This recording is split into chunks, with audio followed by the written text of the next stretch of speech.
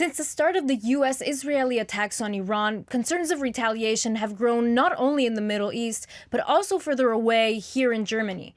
Interior Minister Alexander Dobrindt said that security services are keeping a close eye on the situation, and authorities have upped security at sensitive locations like synagogues or Israeli and U.S. consulates.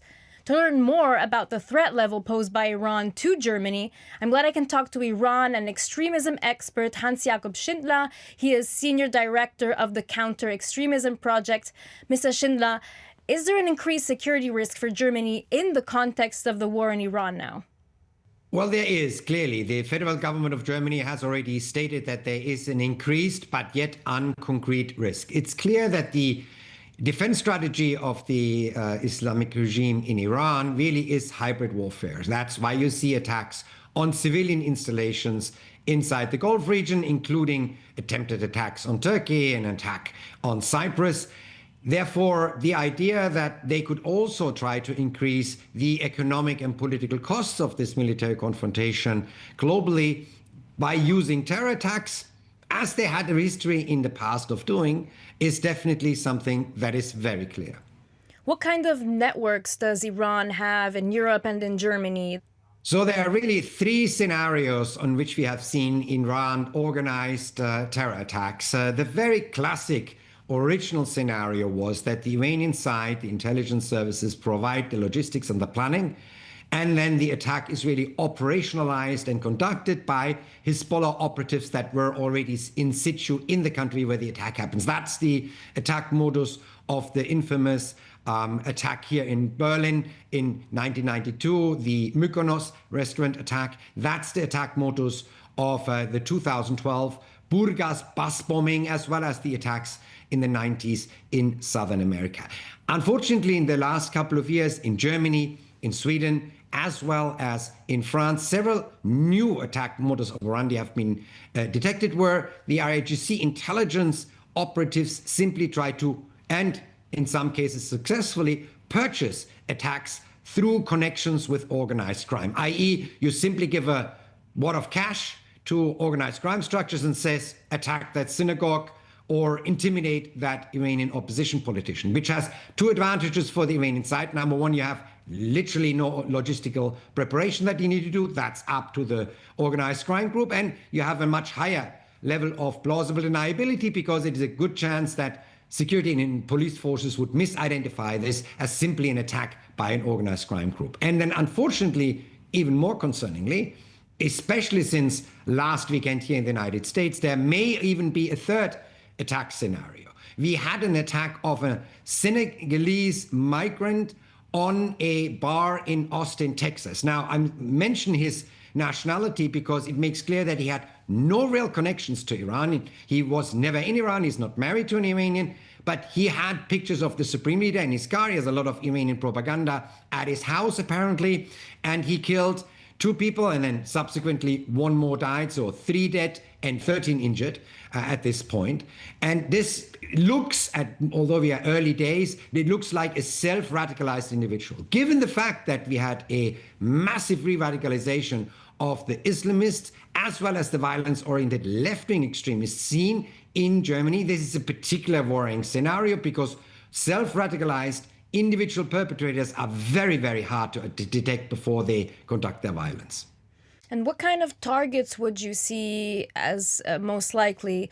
There's a lot of places connected to the Jewish community in Germany. There's U.S. military bases, but could it also be a train station, just infrastructure? What would you see as targets?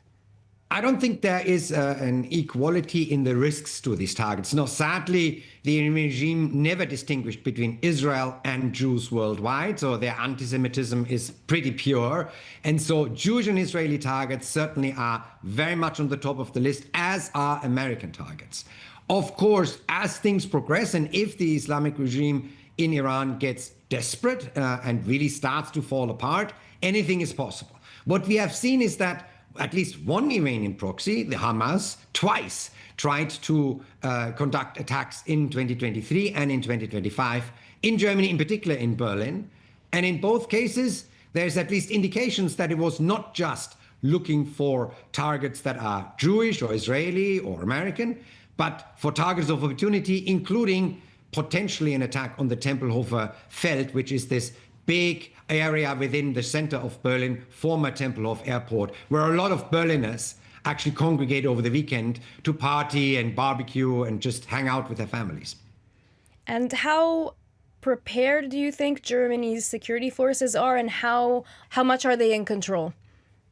I mean, look, we have 2.5 years of a heightened security threat because of the conflict of the Middle East, because of the war in Ukraine, because of the resurgence of ISIL and Al-Qaeda in many areas around the globe. So they are really trying their very best. International cooperation, in particular in this situation, is of course crucial and has worked very well.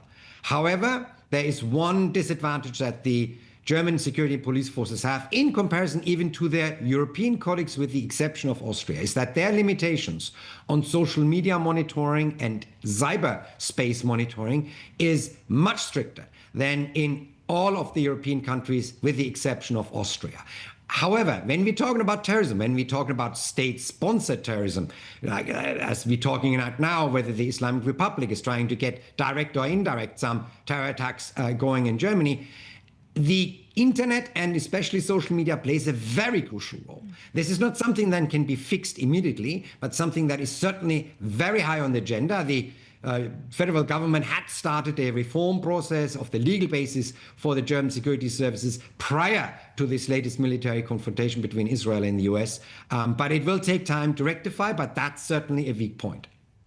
And could Germany's position as a very strong ally and supporter of Israel make it more vulnerable to these attacks and make Germany a more likely target?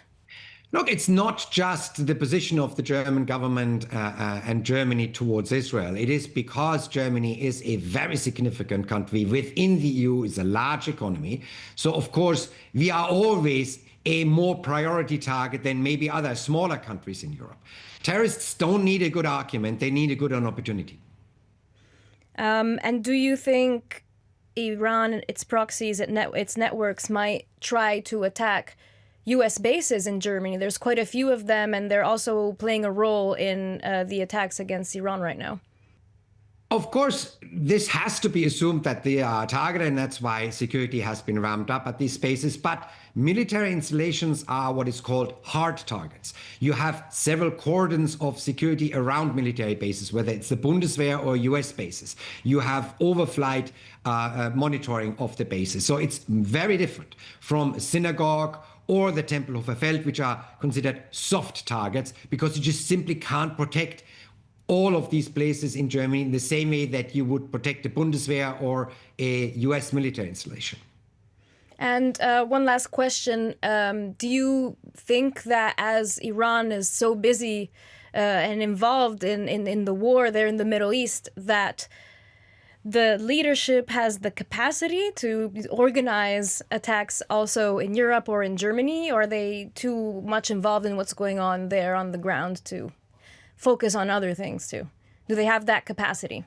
I mean, already several years ago, the military doctrine on how Iran is going to defend itself was changed in Iran. It's now called mosaic defense, which is essentially saying, in another word, hybrid warfare. That does not require that every single operation of every single military unit or intelligence structure outside needs to be centrally coordinated. It is clear what the strategy is. We want to drive up the economic and political costs with the hope that the midterm elections in the US and the elections in Israel are going to put a political stop to the timeline on how long US and Israel politically can sustain that one. In addition, we want to attack as many countries in the world, driving up their political costs of this conflict in the hope that they in turn will put pressure on Israel and the United States to stop the military operation before we see an internal regime breakdown. What is clear is that this is what the US military is attempting to achieve right now. It's not just missile sites that are going to that are attacked.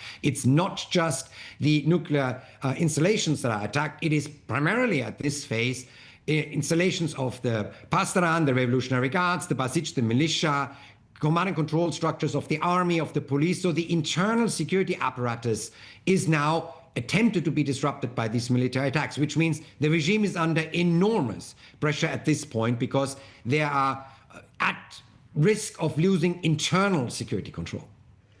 Hans-Jakob Schindler, thank you very much for speaking to us. Thank you so much.